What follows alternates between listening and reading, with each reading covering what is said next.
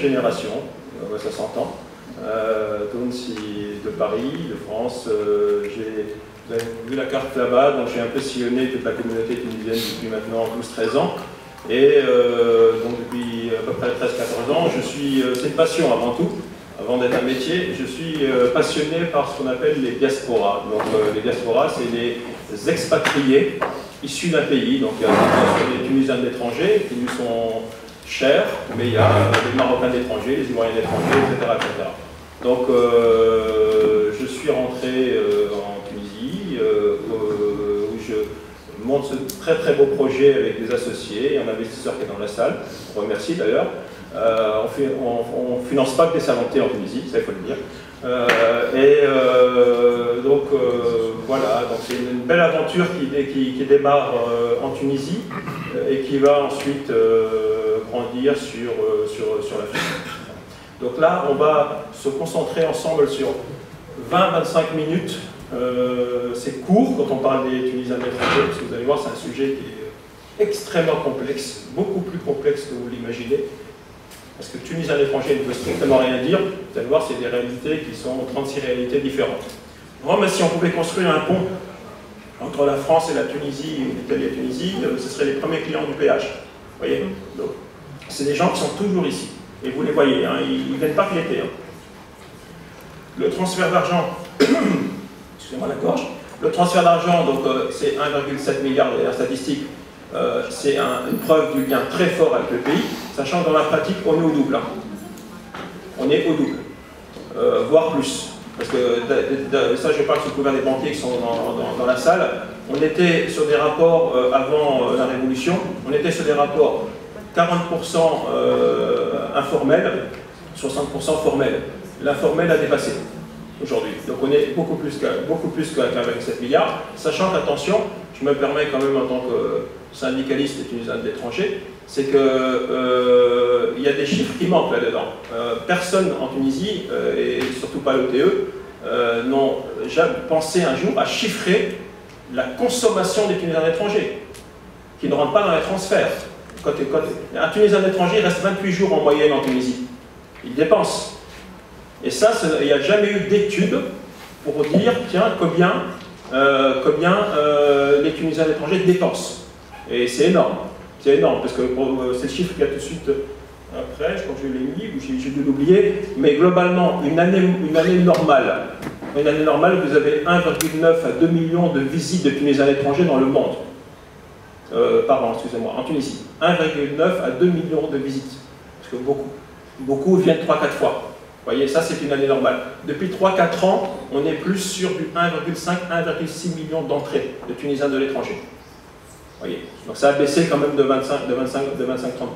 Et il y a eu l'effet Ramadan, le fait que le Ramadan soit en plein dans l'été, ça dissuade certains de ne pas venir fesser, etc., etc. Donc ça aussi c'est un élément important. Comment on entretient le lien là-bas? On regarde les médias et surtout on appelle.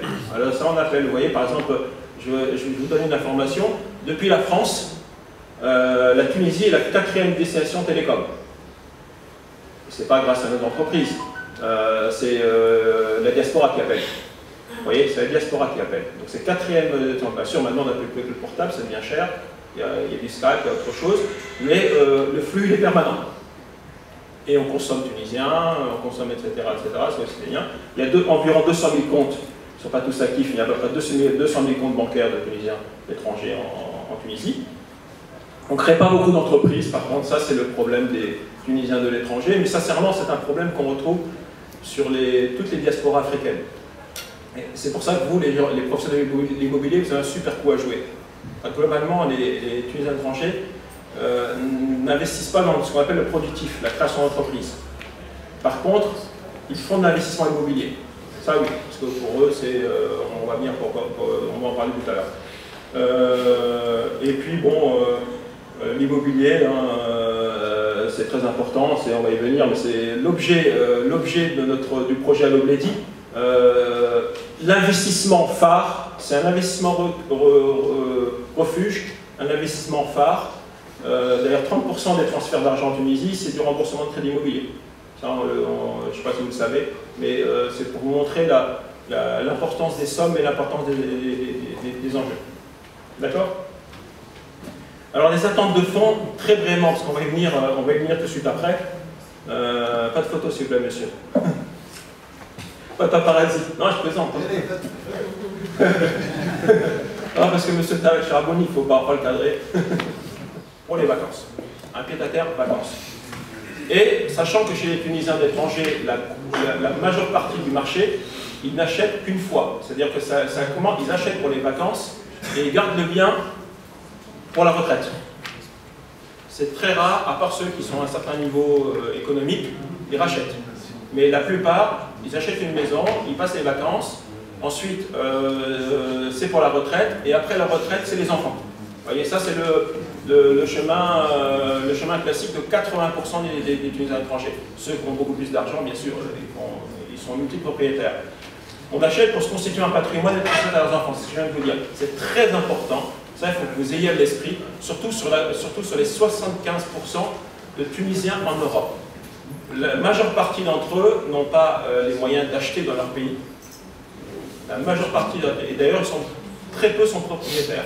Là vous allez avoir beaucoup de Tunisiens propriétaires de leur maison, ça va être au Canada, ça va être dans des pays où déjà il est permis d'acheter en tant qu'étranger et où il y a un modèle d'intégration qui réussit.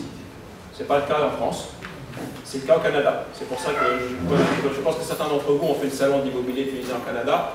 D'après ce qu'on m'a raconté, il n'y a pas eu beaucoup de monde. Et puis acheter une résidence secondaire à 13 000 km, c'est un peu compliqué. Voyez. Donc là, on constitue un patrimoine, on le transmet à leurs enfants. Pourquoi? Parce qu'il y a ce complexe chez l'immigré tunisien. Je vais faire toute ma vie et peut-être que je ne vais rien laisser à mes enfants. Au moins de Khali Hajj, un patrimoine en Tunisie. Et c'est très important, vous, de l'intégrer. Parce que ça, c'est un élément qu'ils ne vont jamais vous dire, parce que c'est une question de dignité, mais qui est toujours là, qui est toujours présent là. Alors, pour les catégories un peu plus aisées, c'est l'occasion de diversifier les investissements et se reverser des revenus. D'accord? Je ne vais pas parler d'investissement locatif, parce que l'investissement locatif, très sincèrement, les rendements sont assez faibles en Tunisie sur l'investissement locatif. C'est plus l'idée, je diversifie mon patrimoine, et ça me fait des revenus, en dinars dont je peux disposer. D'accord? Et comme j'ai commencé à vous le dire, il y a toujours au moins ces motivations qui sont rationnelles. Ces motivations qui sont rationnelles, il y a toujours au moins deux motivations implicites chez les Tunisiens d'étrangers. La première, c'est la volonté de prouver sa réussite sociale. C'est très important. Ils ne vont jamais vous le dire. Jamais. Aucun Tunisien étranger va vous dire etc. C'est toujours ancré en eux. Que vous soyez cadre supérieur, que vous soyez ouvrier, c'est toujours très important chez eux.